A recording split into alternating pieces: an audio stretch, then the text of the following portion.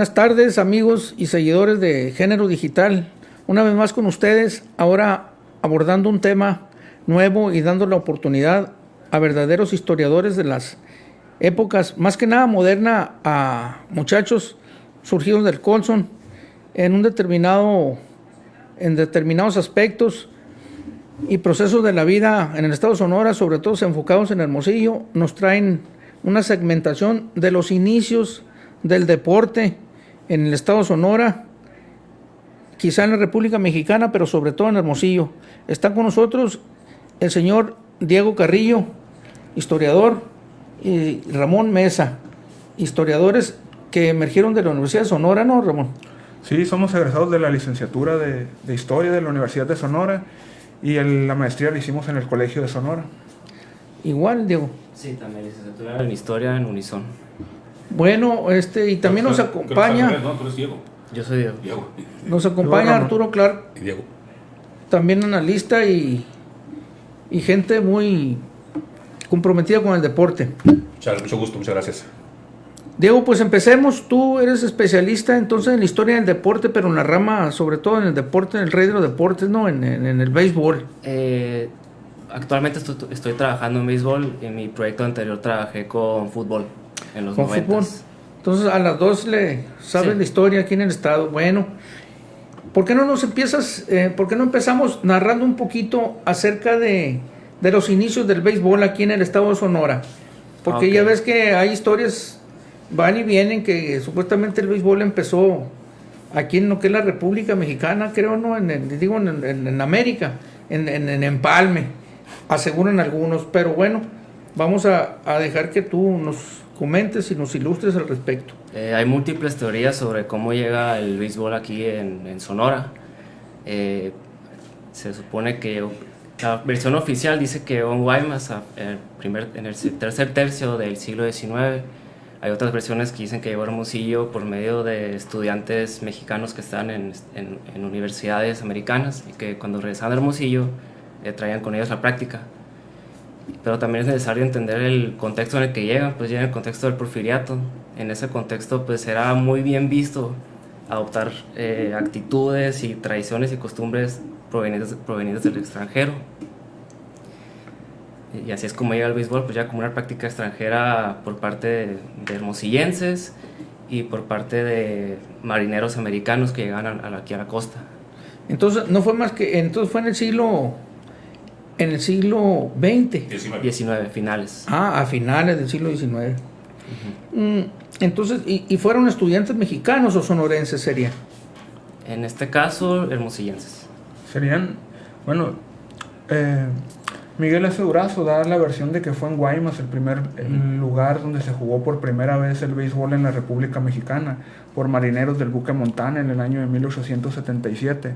Después también hay una versión donde estudiantes sonorenses que estaban hacendados o vivían en California, especialmente en el Colegio de Santa Clara, que ellos llegan aquí a Hermosillo a enseñar la práctica del béisbol, sobre todo en lo que son los años, la primera década de los años del siglo XX, 1900, y pues el béisbol adopta rápido una gran difusión, ¿no? en varias localidades de aquí del estado, también en las zonas mineras como Cananea tiene gran auge y es patrocinado por las empresas que buscan de alguna forma extender entre sus empleados el deporte del béisbol. Sí, lo importante es la relación con poblaciones americanas, pues como ellos ya tenían arraigada la práctica. Entonces en Empalme y Guaymas sería por lo del ferrocarril, ¿verdad? Y acá por las mineras. Por las mineras. Es lo que comenta Diego, que está asociado a este proceso del porfiriato, ¿no? Que en el porfiriato era cuando venía esta inversión, sobre todo en las minas y en los ferrocarriles, y junto con los trabajadores que llegaban de Estados Unidos, traían no venían solo a poner los rieles o a sacar el mineral, sino también traían sus costumbres, entre ellas la práctica del béisbol. Sí, pues y es muy importante pensar que pues entre la gente con dinero era atractivo esas prácticas, pues, y como ellos los adoptan primero en las clases más bajas, también se resulta atractivo, pues hacer lo que hacen las clases altas. El deporte era un símbolo de modernidad en ese tiempo, era un símbolo de estar en la vanguardia cultural, ¿no? Y practicar béisbol.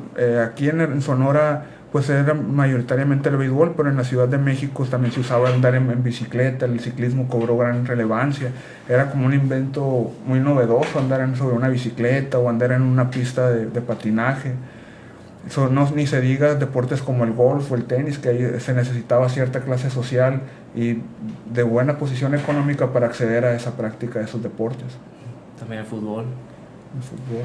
Bueno, el fútbol, que pues no es una historia parecida, es como la comentas, ¿no? Creo que por ahí en Pachuca, mineros que vienen de Europa, de Inglaterra específicamente, y son los que traen el fútbol a México, ¿no? En ese sentido, en la minería, yo creo que pues, en aquel entonces era la actividad más fuerte, y es como se supone que trajeron, pero estos venían de Estados Unidos, esos tenían otras costumbres, a fin de cuentas, y por eso se arraiga tanto el béisbol en Sonora, que quizás sea dentro de, pues es parte de nuestra cultura y de lo que nos distingue como sonorenses, ¿no? Que aunque el fútbol ha venido atrayendo ya muchísima gente, creo que ya se juega más, en amateur se juega más el fútbol que el béisbol, ¿no? Desde hace unos años. De los 90s. Desde los 90 creo que ya rebasaron las ligas, Sí, pero igual en lo profesional siguen siendo el béisbol nuestro deporte favorito, ¿no? Y eso es más que claro con los grandes equipos que hay aquí. Y sobre el boxeo, platícanos algo de cómo inicia el boxeo, porque a fin de cuentas, sí, ahorita nos comentabas por cámaras que fue el primer deporte profesional, o por lo menos de los conocidos, ¿no?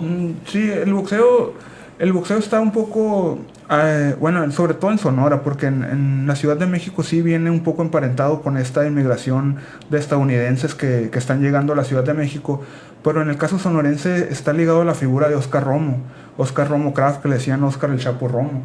Él es el que inicia con la promoción de los eventos boxísticos. Antes de él sí hubo personas que intentaron promover el boxeo, pero no tuvieron arraigo. Los problemas eran que los boxeadores eran de baja calidad, no estaban tan bien preparados, la gente les exigía, no había tampoco, las reglas no estaban muy bien establecidas, no había comisión de boxeo. Eso dificultó un poco la llegada el afianzamiento, la consolidación del movimiento boxístico, pero pues Oscar Romo fue tenaz, estuvo ahí insistiendo hasta que logró pues fomentar, hacer una costumbre que se llamaba, que todos los viernes en Hermosillo había una función de box. Primero fue la primera arena que se conoce, o las primeras arenas eran la Arena Royal, que estaba ubicada por la calle Cerdán, después la Arena La Pagoda, ahí donde hoy actualmente es el Hotel San Alberto. Ahí fueron las primeras arenas de boxeo en la década de 1930. Después ya donde el boxeo se consolida y se afianza totalmente es en la Arena Sonora, la Arena Juárez, perdón. Después se da la Arena Sonora, pero la Arena Juárez está enfrente del Jardín Juárez, por la misma calle Sonora, donde hoy se llama Plaza Centro. Ahí es un local.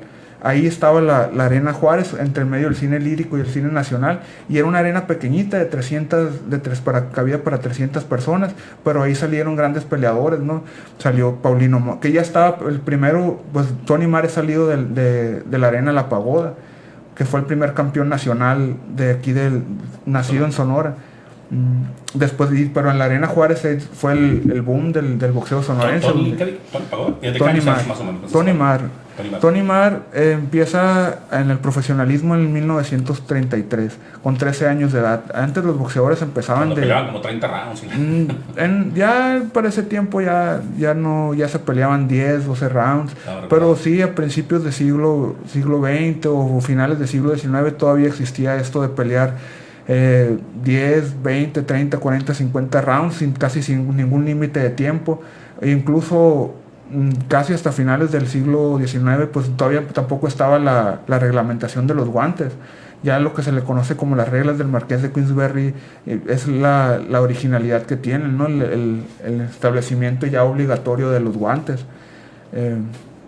Diego, ya conocemos la historia más o menos del fútbol, que aunque hay ciertas dudas del origen, pero pues ya lo entendemos en la mayoría, que es de origen inglés, y el béisbol pues definitivamente pues es de origen americano, ¿no? El boxeo. Desde origen inglés también. Sí, es de origen inglés, pero digamos que la migración, lo que comenta Diego, las migraciones siempre son las migraciones junto con el establecimiento de las reglas es lo que hace que el deporte se popularice por el mundo. Los migrantes ingleses, entre ingleses, británicos, ¿no? Porque ahí incluimos a los irlandeses, van a Estados Unidos, de Estados Unidos pues se difunden en Estados Unidos y los estadounidenses llegan a la Ciudad de México. El Chapo Romo era hermosillense, pero él vivió en Los Ángeles, California. Allá es donde él aprende este gusto por el boxeo, donde él había participado ya en algunas peleas amateurs y pues tenía este conocimiento del boxeo. Pero el origen inglés del boxeo el boxeo proviene de un origen inglés, pero también tiene gran influencia en los Estados Unidos. Se populariza más, por decirlo así, en Estados Unidos, ¿no? Sí, nos viene, o sea, a nosotros nos llega por los Estados Unidos. Ya en el Marqués de Queensberry precisamente es un miembro de la clase alta ya de Inglaterra, donde él es un patrocinador de los encuentros de boxísticos, como usted lo comenta, ¿no? De 10, 20 rounds, donde se llamaban los prize fighting, pelear por un premio, que era sobre todo la apuesta, lo que estaba en juego. Y este tipo de personas eran como unos patrocinadores de los peleadores que iban a pelear y de ahí sacaban su negocio. Ok.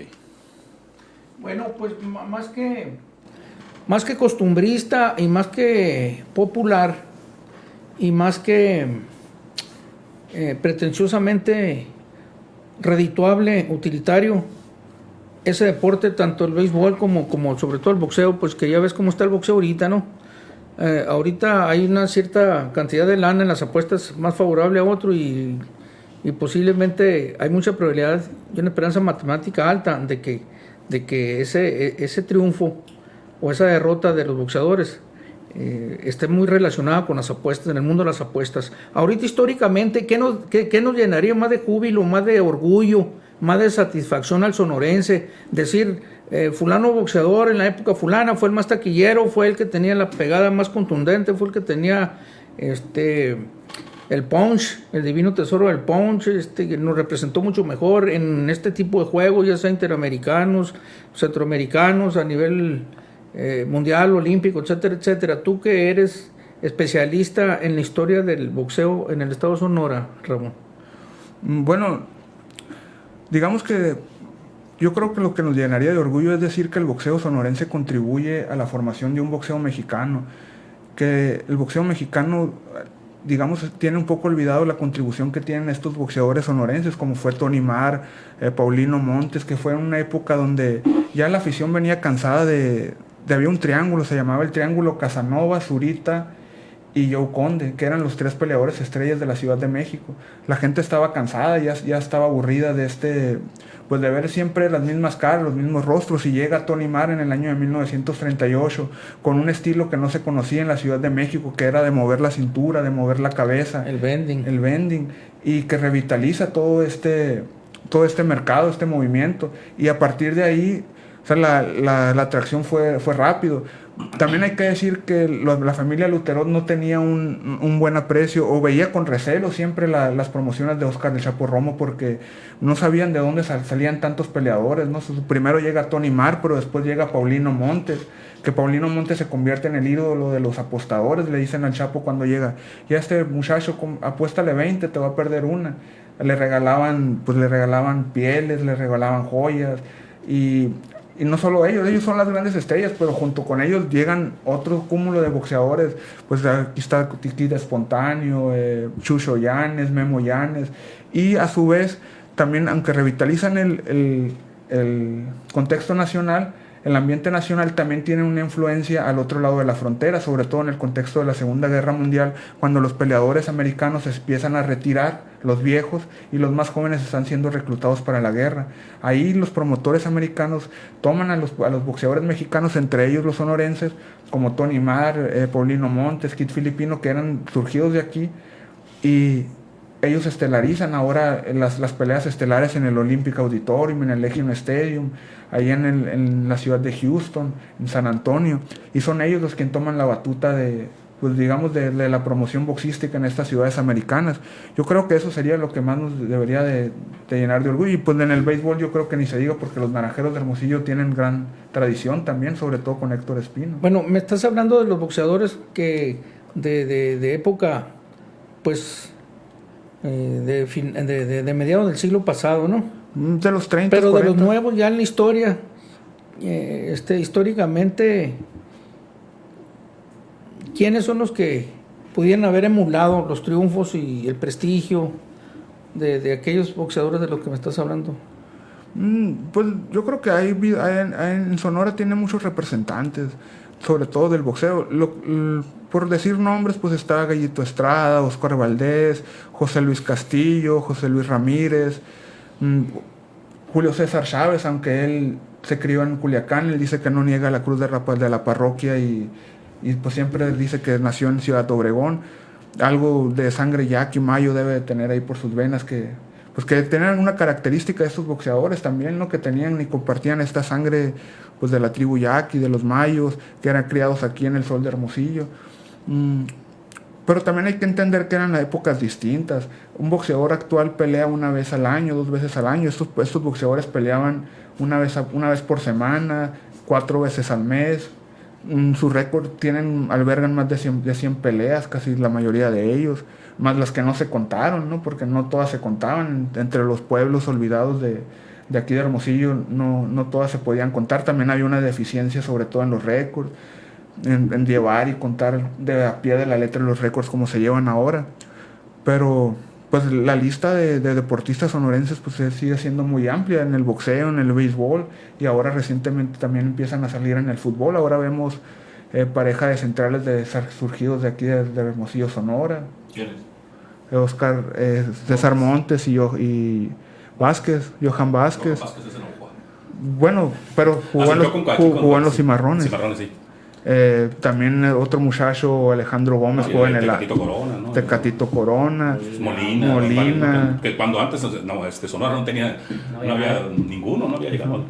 Ya son internacionales ahora muchos de ellos. Sí, bueno, yo creo que también se acaba de ir un muchacho del Necaxa, Jesús Alberto, que le dicen el Pogba mexicano. También recientemente salió la noticia que se había ido a Portugal también. Pues ahí Sonora está exportando mucho talento a Europa.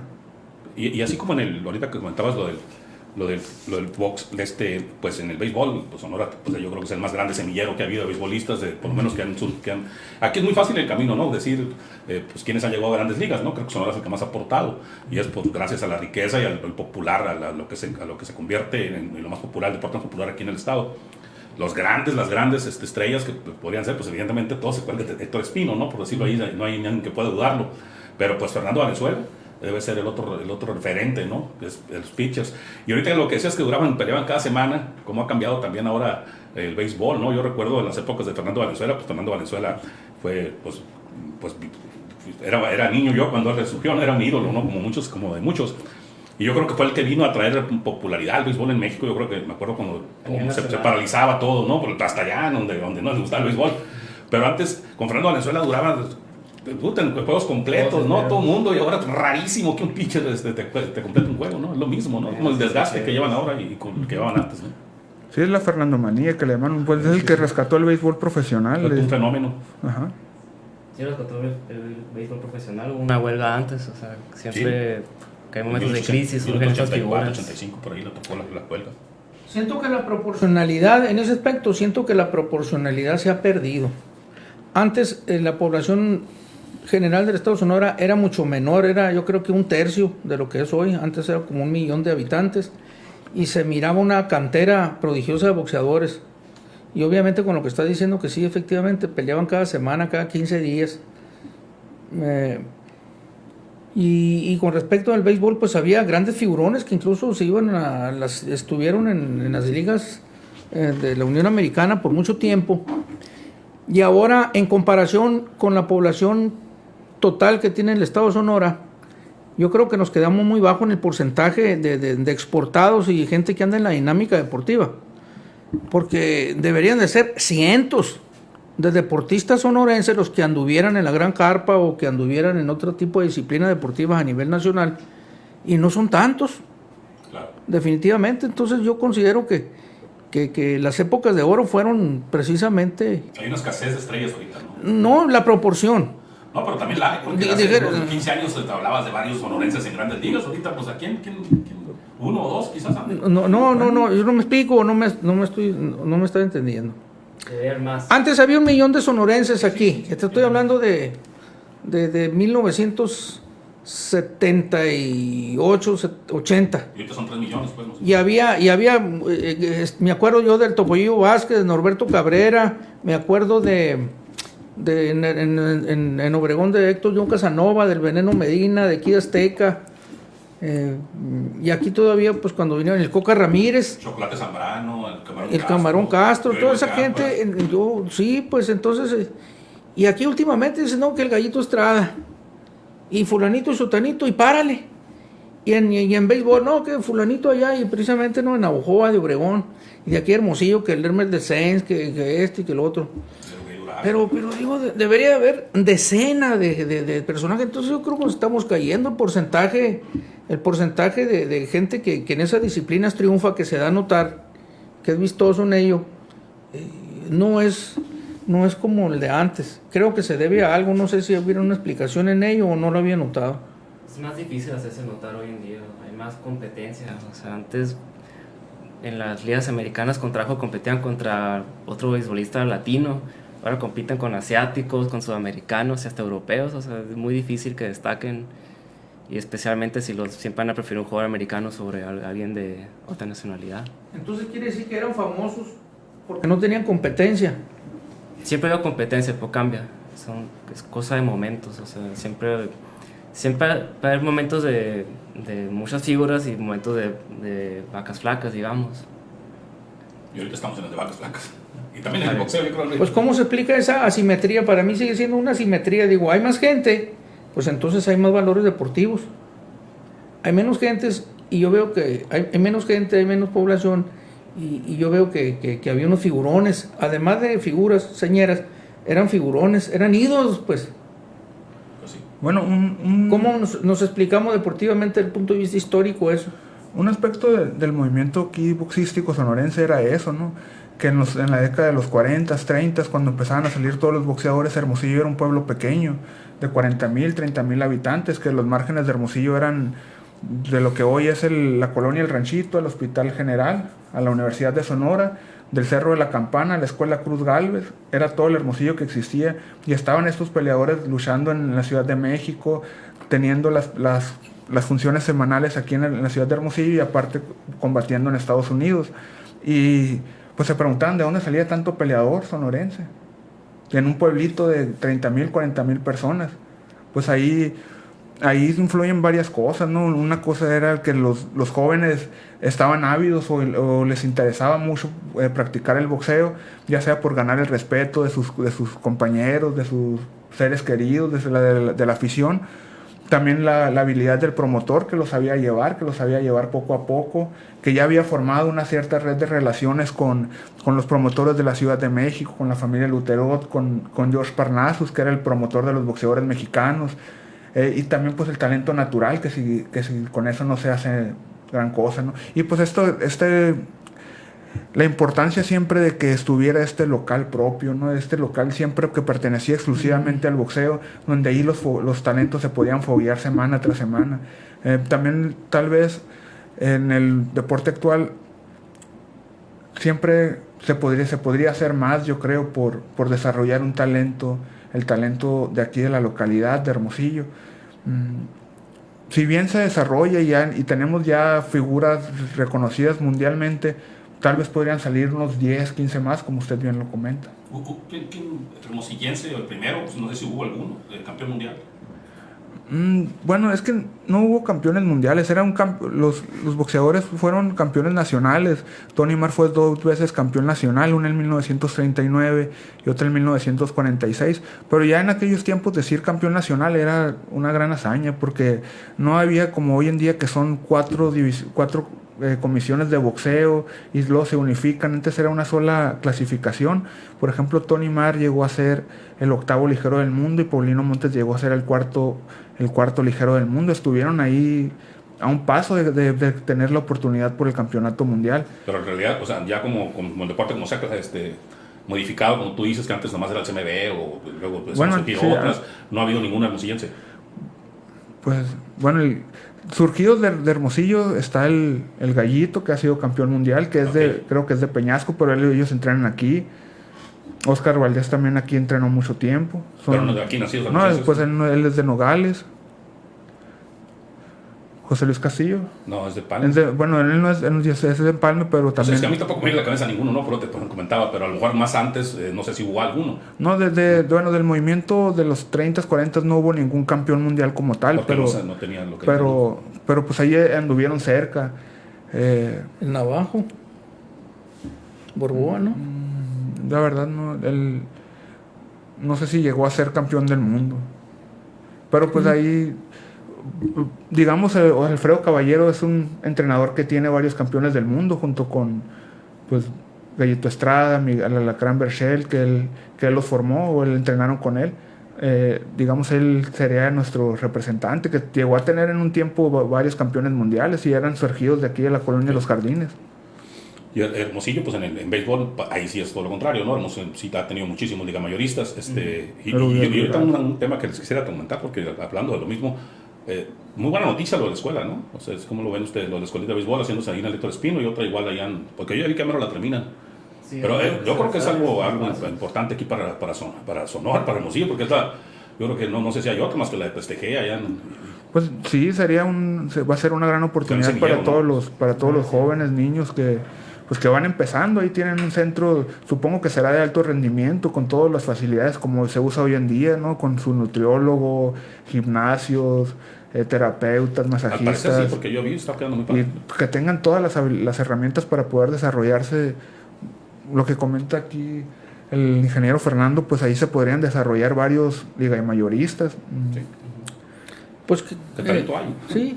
Y pues también es buena noticia que los Cimarrones estén ahí peleando el campeonato. Cada vez más jóvenes están ingresando ahí a las fuerzas básicas. Ya los Cimarrones creo que tienen varios, bueno, ya van 3 o 4 junto con Romo, que también Luis Romo también es de ahí, que ha estado en pláticas de irse a Europa, pero ya van saliendo poco a poco exportaciones de aquí de los Cimarrones hacia Europa. Sí, lo importante es que haya oportunidades para que surja ese talento, pues. Julio César Ruiz Jaro, que ahorita está en las fuerzas básicas de Necaxa, muy buen muchacho, salió aquí también en Cimarrones. Y también Ana Gabriela Guevara, que ella también entrenó en el CUM, ¿no? Y llegó a ser... Y ella con todas las carencias del mundo llegó a ser medallista de plata, que pues esperábamos el oro. Pues yo me acuerdo que todo el mundo pensaba que iba a ganar el oro. Consiguió la plata al final, pero pues ahí se ve un gran esfuerzo de su parte. Y siempre, pues... se ve que hay mucha materia prima en Sonora para exportar grandes deportistas. Sin duda, eso claro que sí. Ojalá también lo hicieran en el básquetbol, que en el básquetbol, digamos, es la carencia, ¿no? Lo que falta, que aunque está el muchacho Diego Willis en la selección de básquetbol mexicana, pero como él podrían tal vez salir muchísimo y hay más. muy buenos el básquetbol en amateur, ¿verdad? Que han surgido muy buenos equipos de Sonora, ¿no? Sí, pues digamos, eso es lo que nos falta, exportar un talento a la NBA o a las ligas europeas. Creo que estaba un muchacho Cruz de Nogales jugando por Europa también. Pero sí, yo creo que sería el básquetbol la tarea pendiente. Bien, pues en cuestión de béisbol, háblanos un poquito de estrellas que sean recordadas y consideradas por nosotros los sonorenses como gente que se expuso en ese deporte y fueron triunfadores y que merezcan el recuerdo de la afición. Los más recordados, sin duda alguna, son los del periodo del 70 al 80. Ese equipo de Naranjeros que fue multicampeón, que ganó la Serie del Caribe. O sea, pues, sin duda alguna, pues está Héctor Espino, ¿no? Que es como que es el estandarte ahí del equipo. Pero no sonorense. No, de Chihuahua. De Chihuahua, pero vivió aquí toda su vida casi. Y aparte, pues, ¿quién más? Selvino Sánchez, ¿cómo se llama el pitcher? Maximino León y el otro, ¿cómo se llama el otro el que murió? Pancho Barrios. Pancho Barrios, era el estandarte de la época, pues, y... Estamos hablando de los 70s, ¿no? 70s a principios de los 80s. Y en los 50s está Claudio Solano, que vivía por ahí por los alrededores de la Universidad de Sonora, que le decían el cometa de Carbó, porque él no estaba en el equipo de Hermosillo, pero era nacido aquí en la ciudad de Hermosillo y fue a los Cheros de Carbó con la Liga Sonora, en la Liga de Sonora, una de las primeras ligas, ¿no? de voleibol profesional. Pues yo creo que también en esa época tiene mucho que ver el éxito de los Naranjeros de Hermosillo, que que pues fue más fuerte ahí, ¿no? En los 70s, 80s. Sí, Porque pues que ahorita ese andan momento, un poco decaídos, ¿no? Últimamente. pues así como decía, que cíclico, el deporte es cíclico también, o sea, va a haber momentos altos y bajos, y ese momento de los 70s fue también un periodo muy interesante porque es cuando se permitió que hubiera un equipo así de fuerte. Ahora es impensable tener un equipo a nivel local que sea tan potente, ¿no? Porque generalmente cuando un beisbolista destaca a nivel muy alto, pues ya no juega aquí. Sí, pues sí, exactamente. Pues el caso claro de Héctor Espino, ¿no? Que Y también ya no ese hay nivel, otro pues, Espino, se- pues, no ya no puede vuelven, haber. se van a las grandes ligas y ya no vuelven. Pues, ¿no? También el caso curioso de Ronnie Camacho, que él es de Empalme, que era como el rival de Héctor Espino en la cuestión del home run. Que Héctor Espino pues posee todos los récords de bateo, campeonatos de bateo, pero el que posee el récord de mayores cuadrangulares en una sola temporada es Ronnie Camacho con 27. Ok. Con 27, que es el único que yo creo que no tiene Héctor Espino, y todos los demás se los lleva. En todos los récords históricos los tiene Héctor Espino, ¿no? Sí, de home Acumulados, runs, pues. Sí, triple campeonatos de coronas, bateos, triple coronas. no se dimensiona Todas las lo que ocasiones, hacía. sí, ¿no? es increíble. Es el Baby Ruth Sí, así le decían incluso en el Caribe. No, así lo y las mencionaban. anécdotas, ¿no? De que, o sea, cuando pegó el home run contra el viento, creo que era en una serie del la Caribe, mano y y que y luego le, se fue recto. que le decían, no, a este ni rodando la pelota le podemos tirar porque chance hay una piedrita Y y la base por bolas con casa llena. la todas las base historias, por ¿no? bola con casa llena. Pues yo creo que ya ni, sí, ahí sí fuera de eso, un fenómeno, no fuera nadie como él, ¿no? Nunca volvió a surgir nadie como Y él. no puede haber, y eso se puede relacionar a Fernando Valenzuela, porque él populariza en Estados Unidos la presencia del beisbolista mexicano, pues antes de él era uno más, pero pues... Y Fernando Valenzuela, después de que fue allá y que fue estrella, porque pues desde la primera temporada, ahí en el 80-81, creo. Sí, 80, Él sí volvió unas 2-3 temporadas para jugar para acá. Sí, y luego ya no lo dejaron. hasta los ¿no? 90. Pero sí. En No, bueno, una- pero ya no era estrella. Sí, ya. Cuando En después volvió. en una serie mundial que jugó del lado de los Yankees de Nueva York, Aurelio Rodríguez, de Cananea. Sí, la primera, ¿no? Fue la misma primera, Valenzuela, 80, sí. 81, Que creo. estaba Consiguieron. por los Dodgers, Fernando Valenzuela Tercera y base estaba Aurelio Rodríguez con los Yankees de Los Nueva York. mexicanos, algo. Uno de Cananea y uno de Chihuahua. Los sonorenses. Buenas anécdotas.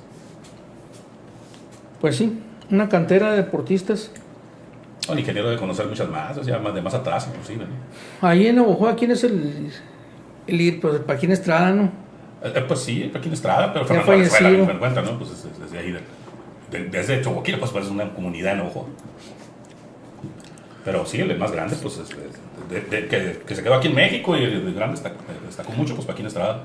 El Chapo Romo tiene una anécdota en Navojoa de las que lo inmortalizan, como esta imagen de un promotor un tanto así bandido. Es una pelea donde estaba anunciado Tony Marr contra un boxeador que se llamaba Willie Johnson, afroamericano, donde era una función a beneficio del Club de Leones. Ahí no, Juan. Así es, y la arena estaba llena, era a beneficio de los niños pobres.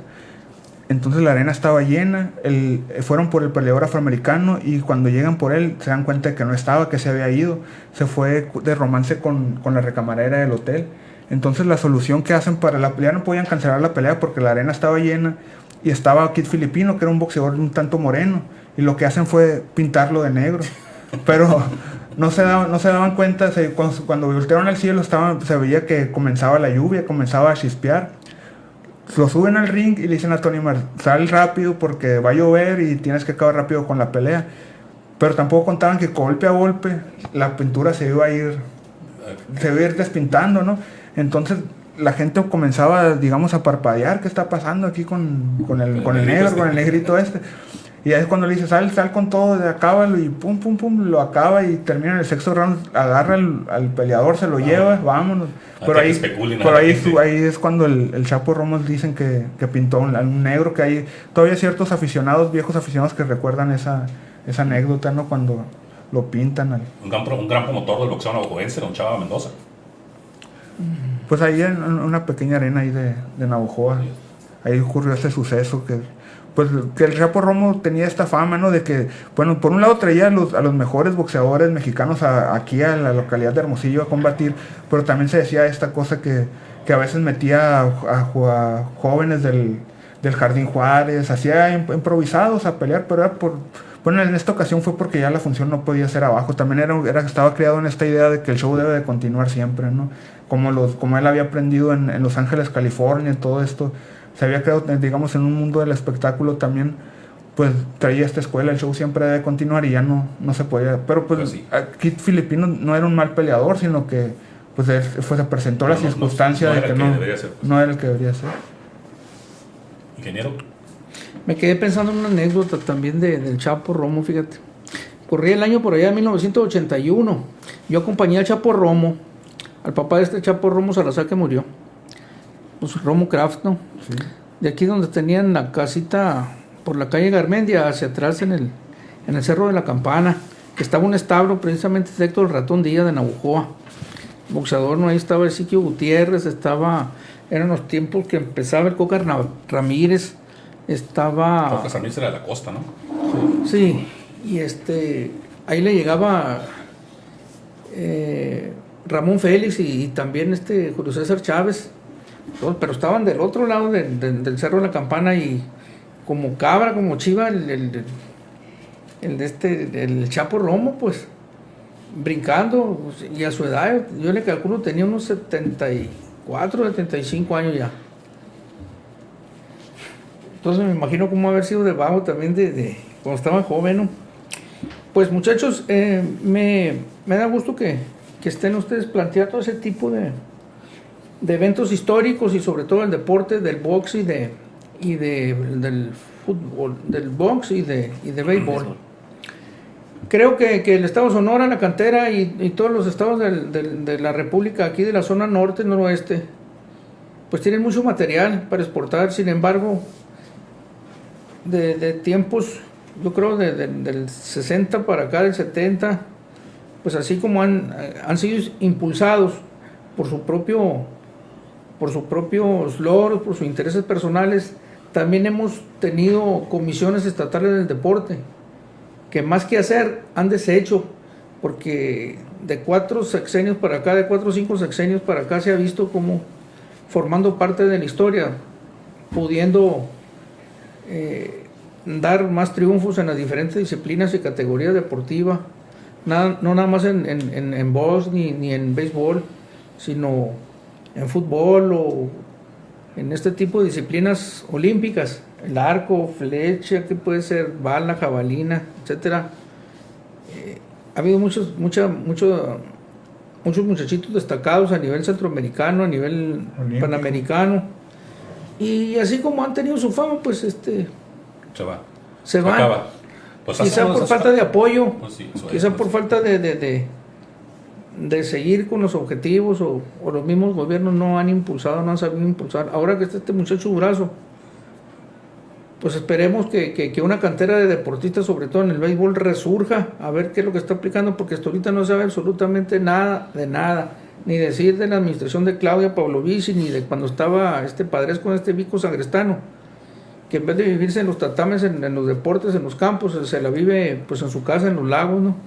Y otras gentes que han estado de administradores ahí como titulares en Codesón, pues en otros fraccionamientos. Ese dinero para la dinámica del deporte ha ido a manos e intereses particulares.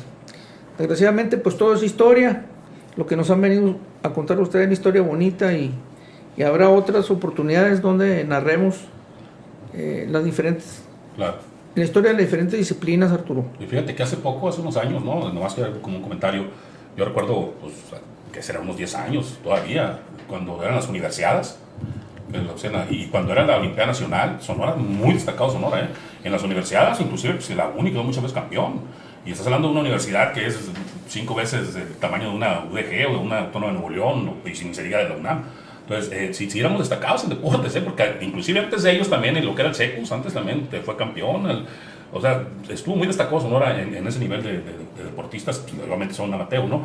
Que no sé qué, ya no se han celebrado esos eventos, o no sé, pero ya no podemos medirlo, y ya no ha surgido esa fuerza, ¿no? Ahorita está la Olimpiada, creo, ¿no? Sí, tampoco olvidar a Alejandra Valencia, ¿no? En este recuento que estamos haciendo de deportistas sonorenses, pues Alejandra Valencia, medallista de la Olimpiada pasada de bronce, y pues ya tiene varios procesos olímpicos también. Sí, panamericanos y nacional, sí. Y fue una de las destacadas que inició con el tiro con arco. Sí. ¿Quieres, Ramón, promocionar algo del libro? No, pues la tesis la pueden consultar. ¿Esta es la tesis? Sí, esa es mi tesis. La pueden consultar en... Esta es la tesis para que le tomes ahí, por La favor. pueden consultar en el repositorio de tesis del Colegio de Sonora. Y la mía próxima. Le Diego ya está por salir ¿Tú estabas también. en el béisbol de qué época dijiste? 70 al 82. Me gustó, pues más fácil para ir Tomo para los naranjeros, ¿no? Sí, lo tomo como un periodo largo, ¿no? Pues cómo llegamos ahí y qué pasó. Porque es un periodo muy importante del béisbol local y que acaba un poco en el olvido. No se ha dimensionado lo importante que fue para la población principalmente. Pues sí. ¿Algo más, Ramón? Que Pues ya nomás agradecer a todos los que nos han ayudado aquí con las investigaciones, a los profesores del Colegio de Sonora, a la doctora Ana Luz Ramírez, y pues a todas las instalaciones del Colegio de Sonora, Diego. Bueno, agradecer por el espacio, por el tiempo. A ustedes por el espacio, igual, muchas gracias. No, a ustedes por acompañarnos. bueno, pues a cerrar, mi Muchas querido. gracias. Esto es todo por hoy. Buenas tardes. Listo. Corte.